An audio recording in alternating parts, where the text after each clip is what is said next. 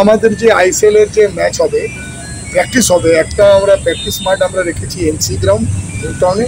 দ্বিতীয় হচ্ছে আমাদের নৈহাটি মাঠও রেখেছি, আমরা সল্টলেকে যে প্র্যাকটিস গ্রাউন্ড সেটাও রেখেছি। যেহেতু ম্যাক্সিমাম মিনিমাম তিনটে ম্যাক্সিমাম চারটে মাঠ চাই আইএসএল টিম, তো আমাদেরও মাঠ আছে মাঝে মাঝে। তো এই সব নিয়ে আগামী আমাদের বাইরের টিম যদি আসে, তো ওই টিমকে তো আমাকে তো প্র্যাকটিসে জায়গা দিতে হবে, তাই আমরা এগুলি সব ঠিক করে রেখেছি। ক্রীড়ামন্ত্রী রোটেশন করে দিয়েছেন, প্র্যাকটিস গ্রাউন্ডটা রোটেশন করে তিন প্রধানকে, এটা অনেক বড় কথা, উনি গুরুত্ব দিয়েছেন আমাদের ব্যাপার নিয়ে। আর একটা বলা হয়েছে, আমরা বলেছি যে একটা সল্টলেকের মধ্যে তিনটে বড় ম্যাচ হলে মাঠের কন্ডিশন জানি না, কিন্তু ওনাকে অনুরোধ করা হয়েছে। আমাদের সচিবও ছিলেন, ওয়ার্কিং প্রেসিডেন্ট কামার সাহেব ছিলেন, ইশতিয়াক আহমেদ ছিলেন ওই দুটো মিটিংয়ে। ওনাকে বলে, উনি তো খুবই হেল্প করেন, উনি বললেন কি ঠিক আছে, আমরা কিশোর ভারতীর কথা বলছিলাম কি ওখানে আমাদের ম্যাচ হতে পারে যদি বাকেট শেয়ার হয়ে যায়। তো দেখি এখন রাজ্য সরকার কি করে, কেন ওটা তো সরকারি ব্যাপার।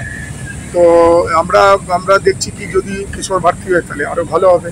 কেন ব্যাপারটা হচ্ছে সল্টলেকে অত লোড নিতে পারবে, কতটা ম্যাচ হবে, তিনটে টিমের প্রত্যেকটা হোম ম্যাচ এখানে হওয়া মানে সল্টলেকে মাঠটা তো বাঁচাতে হবে।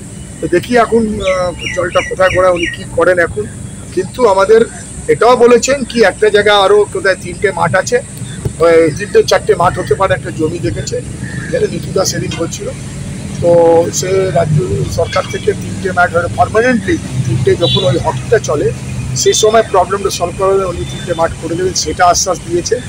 তো এটা তো রাজ্য সরকারের পক্ষ থেকে স্পোর্টস নিয়ে সবসময় উনি হেল্প করেন, আর উনি চেষ্টা করেন তিন প্রধানকে কী করে মানে মাঠ দেওয়া হোক। বা মাঠটা তো সেই নিউ টাউনে, হ্যাঁ সেটা নিউটাউনে ওটা বলছেন, যে মাঠের কথা বলছো, রাজ্য সরকারের সহযোগিতায় তিনটে প্র্যাকটিস গ্রাউন্ড পাবে তিন প্রধান, সেটা নিউ টাউনে ফিফার সেন্টার ফর এক্সেলেন্সের আশেপাশেই।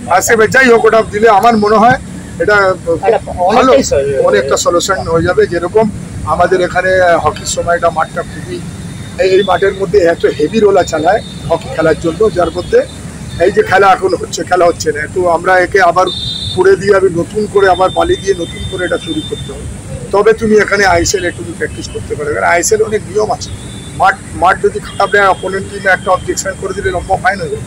এ তো আর আই লিগ খেলা না, কলকাতা লিগে খেলা। তাই মোটামুটি সবার প্রতিদ্বন্দ্বী টিম যখন আসবে তাদেরও প্র্যাকটিস প্রোভাইড করতে হবে, সেটা খুব ভালো মানের করতে হবে। মনে করি আমরা যেরকম নৈহাটি, যেটা আমাদের ক্লাব থেকে কথা বলে রেখেছে, নৈহাটি মাঠ আছে, এনসি গ্রাউন্ড আছে, তো সল্টলেকের প্র্যাকটিস গ্রাউন্ডে তিনটে মাঠ আছে, তিনটের মধ্যে তো একটা মাঠ আমরা নিশ্চয়ই মানে আমরা আওয়ে টিমকে দিতে পারবো। কলকাতা লিগের ম্যাচ আপাতত আমরা নিজের মাঠে খেলছি, আগামী দিন নেক্সট ম্যাচ আছে, সেই ম্যাচটাও এখানে খেলবো। আমরা চেষ্টা করবো সব ম্যাচ এখানে খেলি, যেরকম লাস্ট ইয়ার আমরা খেলেছিলাম। আর যেখানে সমর্থকদের আমার একটাই কথা কি, একটু ধৈর্য ধরতে হবে। একটা ইনভেস্টার 4 বছর ধরে টিম চালে আইএসএল টিম উঠেছে, এবারে আইএসএল টিমের মধ্যে প্লেয়ার পাওয়া যায় না, কিনতে হয় অন্য থেকে, লোনে নিতে হয়, আবার প্লেয়ার চলে যায়। আমাদেরকে নিজের টিমের মধ্যে নিজে একটা রিজার্ভ টিম তৈরি করে এখান থেকে সাপ্লাই লাইন যেটা টার্গেট করা হয়েছে, এখান থেকে এই ছেলেরা যারা আজকে আছে 19 বছর 20 বছরে, এরা আগামী দিন গিয়ে দাঁড়াবে যখন 2 বছর 3 বছর ম্যাচ করে, সেটা আইএসএল এর মধ্যে কোথাও না কোনো আমাদের বাজেটের মধ্যে একটা রিলিফ পাবো, ইনভেস্টরও রিলিফ পাবে। সেই জন্য আজকে আমাদের এই রিজার্ভ টিমটা করা। আমরা কি আরো তোমরা এই রিজার্ভ টিম থেকে আগামী 3 বছরের মধ্যে আইএসএল এর টিমের জন্য প্লেয়ার তৈরি করে নিতে চাই, জাস্ট লাইক ইস্ট বেঙ্গল যেটা করে ফেলেছে অলরেডি বিনু জোসকে দিয়ে 5 বছর আগে। এখন দেখো ইস্ট বেঙ্গলের টিম কিরকম আছে, তারপরে মোহনবাগানের টিমও ওরকম হয়েছে, কিন্তু ওর মধ্যে কিছু প্লেয়ার আছে ভালো ভালো আছে। কিন্তু মোহনবাগানটা বড় ইনভেস্টার, তাদের বড় সেটা আছে, সেটাও তোমরাও জানো। ওখান থেকেই তো অমনদীপ উঠে এসেছে, দীপেন্দু উঠে এসেছে, রাজভাস্কর খেলেছে। সেই কথা হচ্ছে কি আমরাও সেই রাস্তায় আছে, সেই রাস্তা আমরা হাঁটছি, হাঁটছো। তো আমরা আমাদের তো সাপোর্টারদেরকে তো ভাবতে হবে কি টিম আইএসএল ওদের খুশির ব্যাপার, এখানে দুঃখর কোনো ব্যাপার না। ঠিক আছে, এখানে খেলছে নিজের টিম, এর থেকে প্লেয়ার তৈরি হবে, আগামী দিন আমাদেরই টিমে খেলবে, আমার বলা এইটাই উঠেছে।